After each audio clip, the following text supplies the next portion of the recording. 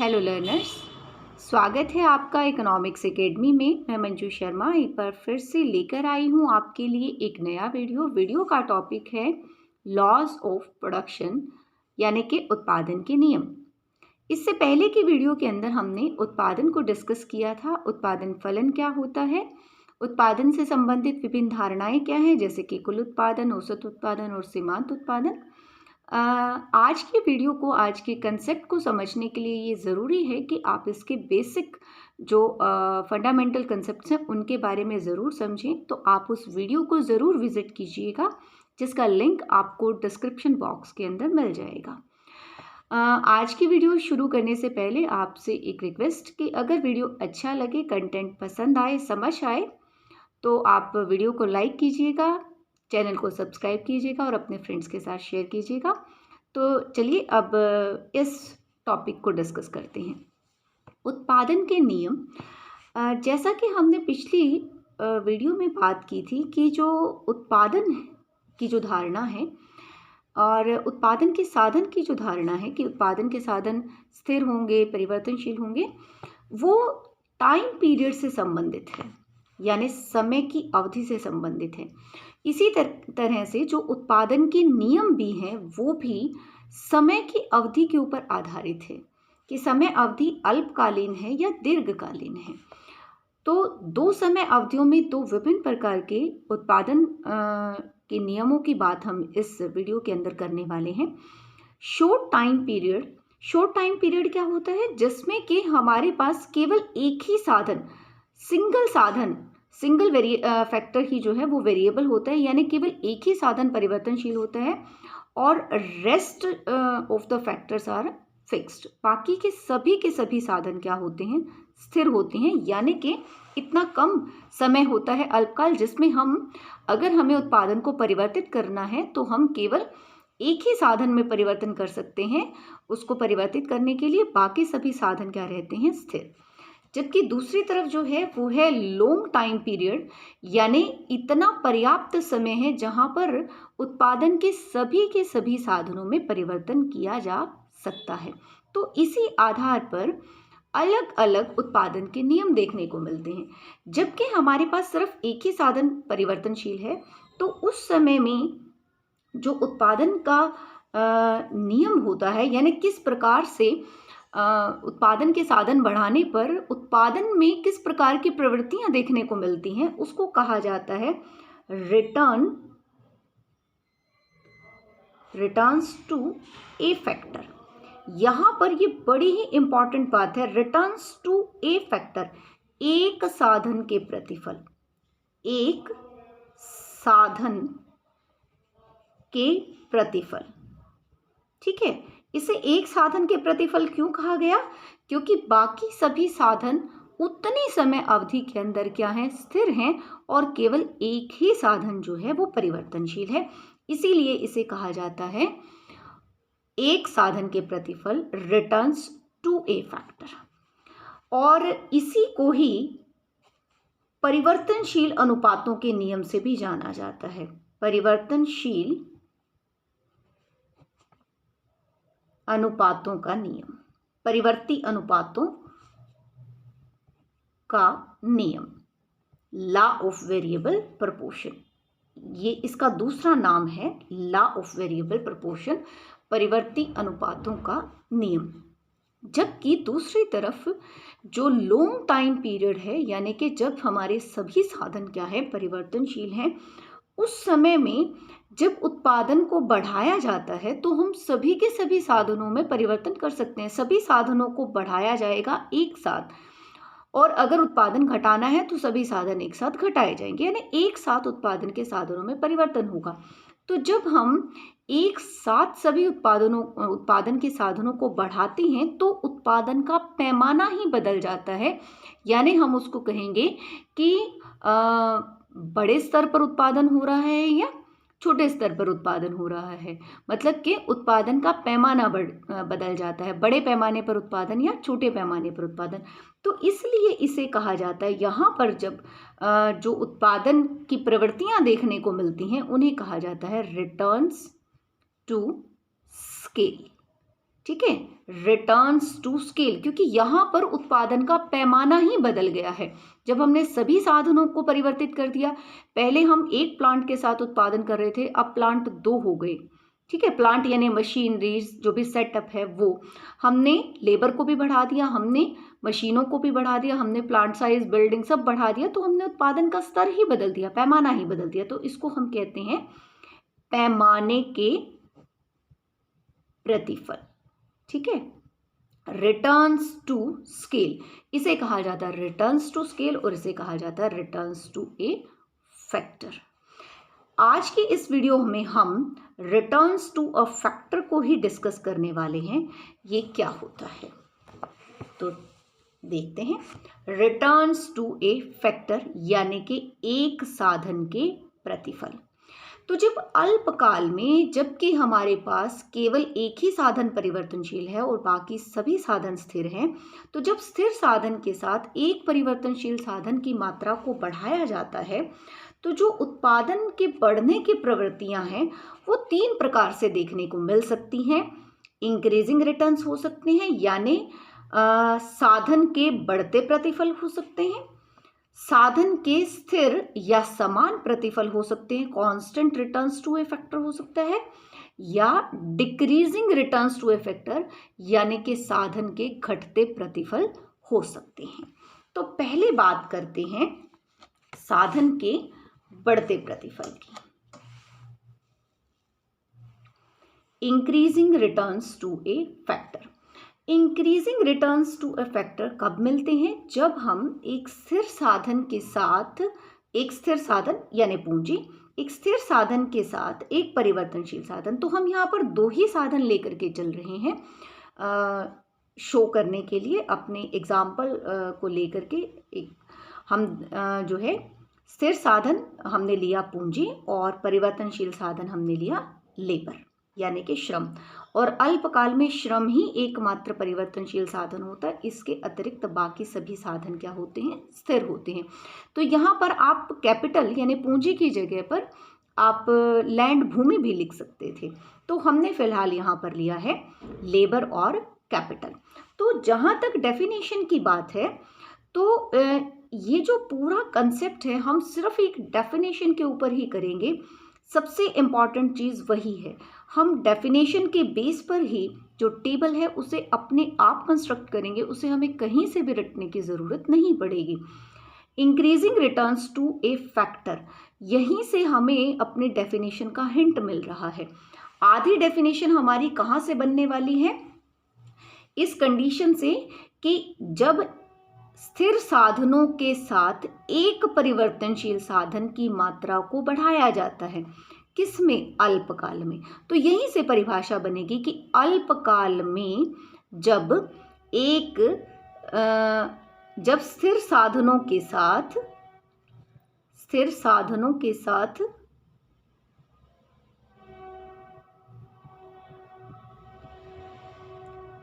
एक परिवर्तनशील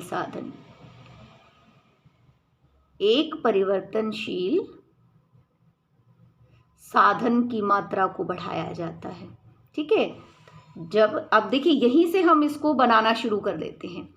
जब स्थिर साधनों के साथ, स्थिर साधन ये स्थिर है, तो मतलब मान लीजिए 1 है इसकी क्वांटिटी, 1 1 1 हमने इस तरीके से लिख ली। ठीक है, इसके साथ जब एक परिवर्तनशील साधन हमारा क्या है? लेबर, इसकी मात्रा को बढ़ाया जाता है। 1 है पहले, फिर 2 की, 3 4 5। स्थिर साधन के साथ जब एक परिवर्तनशील साधन की मात्रा को बढ़ाया जाता है और उत्पादन इंक्रीजिंग रेट से इंक्रीज करता है, बढ़ती दर से बढ़ता है। बढ़ती दर से बढ़ने का मतलब है कि जो कुल उत्पादन है वो हर बार पहले से ज़्यादा बढ़ेगा। यहाँ पर ध्यान दीजिए, हम कह रहे हैं हर बार पहले से ज़्यादा बढ़ेगा। ठीक है, तो मान लीजिए हम ये कहते हैं कि शुरू में जो कुल उत्पादन है, जब हमने एक पूंजी के साथ एक श्रम की इकाई को लगाया, तो मान लीजिए जो उत्पादन है वो कितना हुआ? 2 इकाइयों का उत्पादन हुआ। जब हमने एक पूंजी के साथ एक और श्रम को लगाया तो मान लीजिए कितना हुआ? 5। तो देखो इससे पहले जब कुछ नहीं था तो 0 था, तो कितना बढ़ा उत्पादन? कुल उत्पादन 2 बढ़ा। अब कितना बढ़ा? 3। अगली बार हम कितना बढ़ा दें? 4 यानी 9 हो गया। अगली बार कितना बढ़ा दें? 5 यानी कि 14 हो गया। अगली बार कितना बढ़ा दें? 6 यानी कि इसमें 6 प्लस कर देंगे। तो क्या कर रहे हैं हम, जैसे जैसे इसको बढ़ा रहे हैं, इसमें कुल उत्पादन में जो वृद्धि है बढ़ती दर से हो रही है। ठीक है, जब स्थिर साधन के साथ परिवर्तनशील साधन की मात्रा को बढ़ाया जाता है तो कुल उत्पादन बढ़ती दर से बढ़ता है, या हम साधारण शब्दों में कहें कि हर बार पहले से ज्यादा बढ़ता है। यहाँ कितना बढ़ा? 2। फिर यहाँ से यहाँ कितना बढ़ा? 3। यहाँ से यहाँ कितना बढ़ा? 4। यहाँ से यहाँ 5 और अब 6। और ये चीज क्या है? हमारी सीमांत उत्पादन। क्योंकि सीमांत उत्पादन को हमने कैसे डिफाइन किया था? सीमांत उत्पादन क्या है? कुल उत्पादन में जो परिवर्तन है TPN माइनस TPN माइनस 1, यानी कि जो इस समय जो हमारा कुल उत्पादन है उसमें से उससे पिछली उसका जो कुल उत्पादन है उसको माइनस कर देंगे। तो हमने 5 में से 2 माइनस किया 3, 4, 9 में से 5 माइनस किया 4, ठीक है, 14 में से 9 माइनस किया 5, इस तरीके से। तो हम ये भी कह सकते हैं कि जो हमारा सीमांत उत्पादन है वो क्या होता है? बढ़ता हुआ होता है। ठीक है, तो समझ में आ गया आपको ये। अब देखिए कि अब इसको हम डायग्राम से कैसे शो कर सकते हैं। बिल्कुल ही सिंपल है, हमने कहीं से भी हमें कुछ भी इसको कहीं रटने की ज़रूरत नहीं है, सिर्फ डेफिनेशन है। तो डायग्राम हम कैसे लेंगे? यहाँ पर जो हम यूनिट्स लेंगे, देखिए वेरिएबल कौन सा है हमारा? लेबर। ठीक है, तो हम कैपिटल को शो नहीं करेंगे। हमने एक्स एक्सिस पर किसको शो किया है?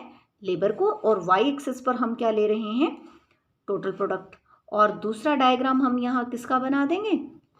मार्जिनल प्रोडक्ट का बना देंगे। तो यहाँ हमने ले लिया लेबर, ठीक है, जो वेरिएबल फैक्टर है हमारा, और यहाँ हमने ले लिया मार्जिनल प्रोडक्ट। अब आप चाहें तो लर्नर्स क्या कर सकते हैं कि आप चाहें तो ये वाले पॉइंट्स लेकर के बना सकते हैं इस तरीके से, नहीं तो सिंपल सा एक तरीका है। यहाँ पर जो टोटल प्रोडक्ट है वो बढ़ती दर से बढ़ रहा है। जब 0 थी यानी कि हम कोई भी साधन प्रयोग नहीं कर रहे थे तो 0 था। तो जब बढ़ती दर से बढ़ रहा होता है तो जो कर्व का शेप है वो इस तरीके से आता है, यानी अंदर की तरफ आता हुआ, इस तरीके से। जो टोटल प्रोडक्ट है वो इस तरीके से अंदर की तरफ इस तरीके से होता है। ठीक है, ये होगा इस तरीके से इंक्रीजिंग शेप में, मतलब बेंड नहीं होगा, बैकवर्ड बेंड नहीं होगा। ये गलती से मेरा हाथ अंदर की साइड चला गया था।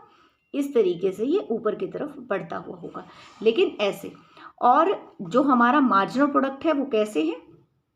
मार्जिनल प्रोडक्ट हमारा किस तरीके से है? ये स्ट्रेट लाइन है, ये कर्व की फॉर्म में है टोटल प्रोडक्ट, जबकि जो मार्जिनल प्रोडक्ट है हमारा वो एक सीधी रेखा है और जो इंक्रीजिंग है।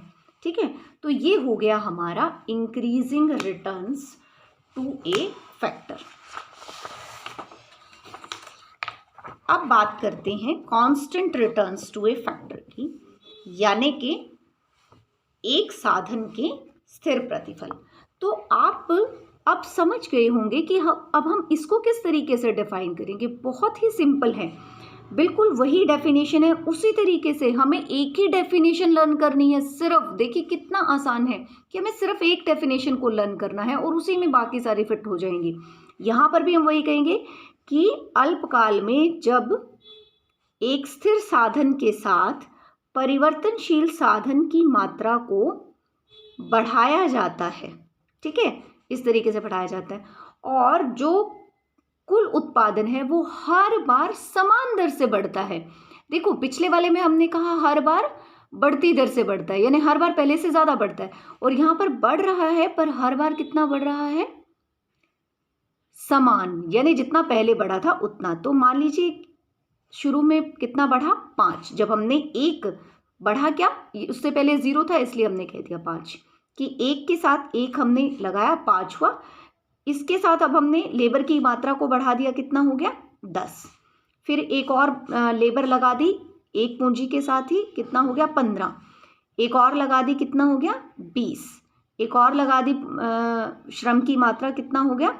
25। तो देखिए क्या हो रहा है, यहाँ भी 5 बढ़ा, फिर 5, फिर 5, फिर 5, फिर 5। तो हमारा जो मार्जिनल प्रोडक्ट है वो क्या आ गया, 5, 5, 5।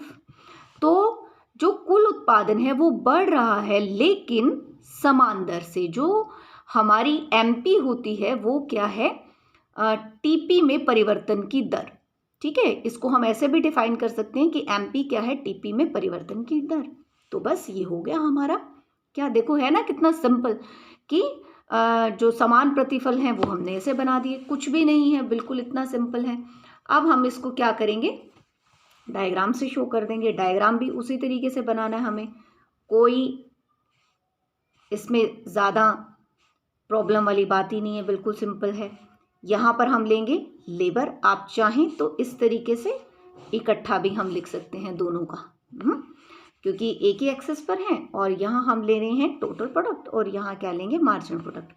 तो अब आप देखिए यहाँ पर जो हमारा कुल उत्पादन है वो हर बार किस दर से बढ़ रहा है, समान दर से बढ़ रहा है। जब समान दर से बढ़ रहा होगा तो ऐसे 0 से शुरू, और क्योंकि इससे पहले जब 0 था तो 0 ही रहा होगा, ठीक है, और उसके बाद ये एक ही दर से बढ़ रहा है, तो ये इस तरीके से लाइन ऑफ 45 पर ऐसे टोटल प्रोडक्ट आ जाएगा।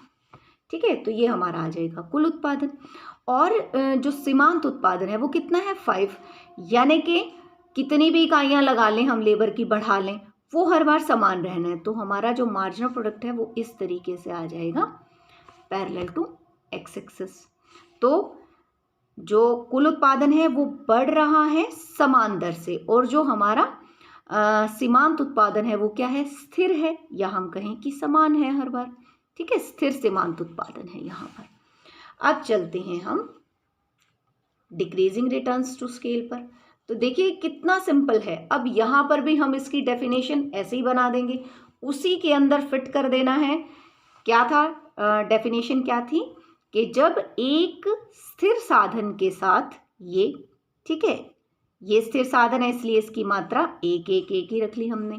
जब एक स्थिर साधन के साथ एक परिवर्तनशील साधन की मात्रा को बढ़ाया जाता है, यही परिभाषा है लर्नर्स, कि जब एक स्थिर साधन के साथ एक परिवर्तनशील साधन की मात्रा को बढ़ाया जाता है तो कुल उत्पादन, अब देखिए डिक्रीजिंग रिटर्न यानी एक साधन के घटते प्रतिफल, बस घटते से ही हमें वो शब्द मिल गया जिसको हमें उस डेफिनेशन के अंदर क्या करना है, एडिट कर देना है।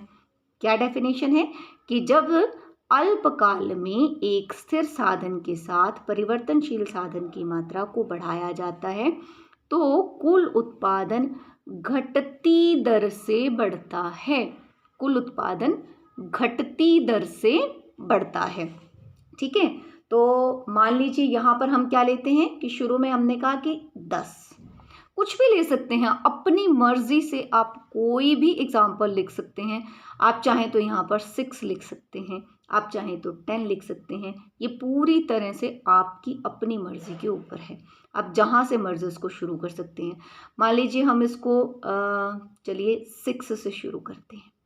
ठीक है, 6, ठीक। अब हमने कहा कि एक और हमने साधन लगाया, अब यहाँ इससे पहले 0 था तो 6 बढ़ा, अब हमने 5 बढ़ा दिया, 5 बढ़ेगा तो मतलब कितना हो जाएगा, 11।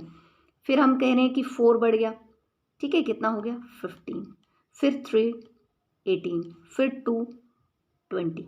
देखिए कुल उत्पादन बढ़ रहा है लेकिन हर बार पहले से कम। पहले कितना बढ़ा था, इससे पहले 0 रहा था 6, अब यहाँ से यहाँ कितना बढ़ा 5, यहाँ से यहाँ कितना बढ़ा 4, फिर कितना 3 और फिर 2। तो कुल उत्पादन बढ़ तो रहा है लेकिन घटती दर से। ठीक है, तो आप गलती से भी ये मत करना कि घटते प्रतिफल मतलब कि प्रतिफल घट रहे हैं। ठीक है, प्रतिफल कौन से, सीमांत उत्पादन घट रहा है। ठीक है, लेकिन सीमांत उत्पादन घटने का मतलब है कि कुल उत्पादन बढ़ तो रहा है लेकिन घटती दर से बढ़ रहा है। क्यों, क्योंकि कुल उत्पादन में परिवर्तन की दर को ही हम क्या कहते हैं, सीमांत उत्पादन। तो बस इतना ही सिंपल है। और अब इसको भी हम क्या कर देंगे, डायग्राम बना देंगे इसका। ठीक है, हमने क्या लिया, लेबर ले लिया, ये 2 डायग्राम बनेंगे इसमें भी इस तरीके से। और इकट्ठा ही हमने यहाँ पर ले लिया लेबर, यहाँ पर टोटल प्रोडक्ट और यहाँ क्या आ गया मार्जिनल प्रोडक्ट। ठीक है, और अब जबकि क्योंकि उत्पादन घटती दर से बढ़ रहा है तो जो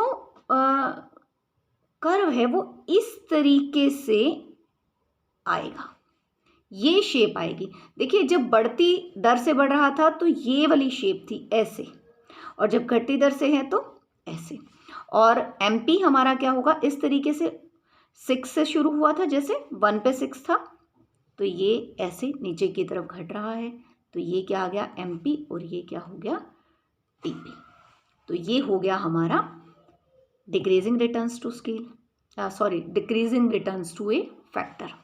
अब एक चीज़ और मैं आपको इसमें बताती हूँ कि जब हमारे डिक्रीजिंग रिटर्न्स टू फैक्टर होते हैं तो ये इंक्रीजिंग कॉस्ट, ठीक है, डिक्रीजिंग, अगर हमें घटते प्रतिफल मिल रहे हैं मतलब कि लागतें बढ़ती हुई हैं, जब हमें समान प्रतिफल मिल रहे हैं तो इसका मतलब लागतें भी समान हैं, और जब हमें बढ़ते हुए प्रतिफल मिल रहे हैं तो इसका मतलब ये होता है कि लागतें क्या हैं, घटती हुई हैं।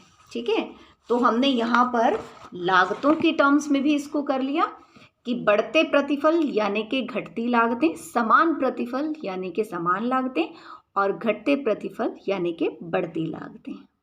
तो मुझे पूरी उम्मीद है कि आपको ये टॉपिक बड़े इजीली समझ में आया होगा, क्योंकि इसमें रटना कुछ भी नहीं है, सिर्फ एक सिंपल सी डेफिनेशन है, उसी में बाकी सारी डेफिनेशंस फिट हो जाएंगी और हम बड़े इजीली अपने आप से टेबल को कंस्ट्रक्ट कर सकते हैं और डायग्राम को बना सकते हैं। इस वीडियो के लिए इतना ही, तो देखते रहिए इस चैनल को। वीडियो पसंद आए लाइक करें, सब्सक्राइब करें, शेयर करें। Thank you so much, bye and take care.